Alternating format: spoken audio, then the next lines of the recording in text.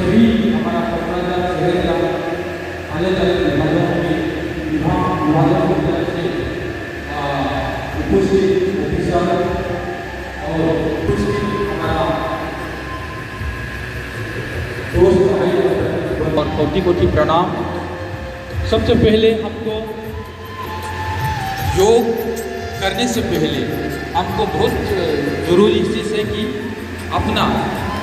आसन ग्रहण करना और आसन को सही ढंग से ग्रहण करते हुए